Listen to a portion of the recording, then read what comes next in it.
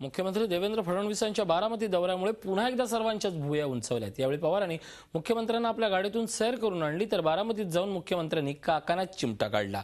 काय घडलं नेमकं या दौऱ्यात, पाहूयात रिपोर्ट। आधी पंतप्रधान नरेंद्र मोदी, त्यानंतर अर्थमंत्री अरुण जेटली आणि आता मुख्यमंत्री देवेंद्र फडणवीस।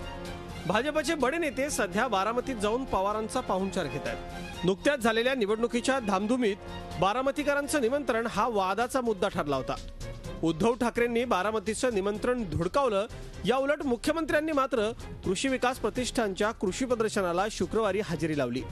मात्र पवारांच्या व्यासपीठावर जाऊन त्यांनी बारामतीकरांना चिमटा काढला।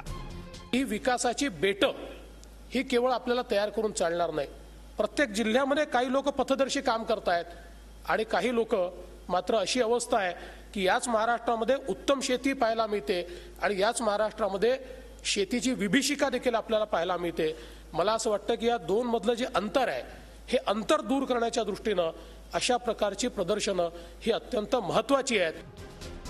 तर शरद पवारांनीही ऐन सणासुदीला भडकलेल्या तुरडाळीची आठवण करून देऊन मुख्यमंत्र्यांना प्रतिटोरा लगावला। नाशिक नगरचं पाणी मराठवाड्याला देण्यास होणारा विरोध चुकीचा आहे असंही त्यांनी स्पष्ट केलं। मी माननीय मुख्यमंत्र्यांच्या माहितीच्यासाठी सांगतो, 3 वर्षाच्या पूर्वी महाराष्ट्राला डाळीच्या क्षेत्रात सगळ्या देशात चांगलं काम केलं म्हणून पहिलं बक्षीस केंद्र सरकारचं मिळालं होतं। आणि म्हणून महाराष्ट्रातला शेतकरी हे करू शकतो। औरंगाबादला पाणी नाशिक आणि नगरमधनं जाणार का नाही, खरं म्हणलं तर पिण्याच्या पाण्याचे प्रश्न ज्यावेळी निर्माण होतात अशा वेळेला कुठल्याही जिल्ह्यातून कुठल्याही भागातून कुठेही पाणी पाठवायला यत्किंचित सुद्धा अडथळा असता कामा नये। माणुसकीचं दर्शन यावेळी निश्चितपणाने झालं पाहिजे।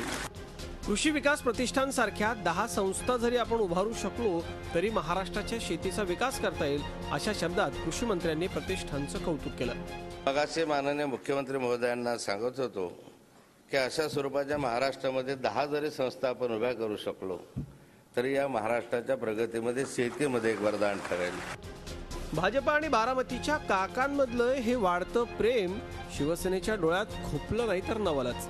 आता याबाबत शिवसेना काय प्रतिक्रिया देते याकडे सगळ्यांचं लक्ष लागलंय। नितीन पाटणकर, झी मीडिया, बारामती। झी 24 तास रहा एक पाऊल पुढे।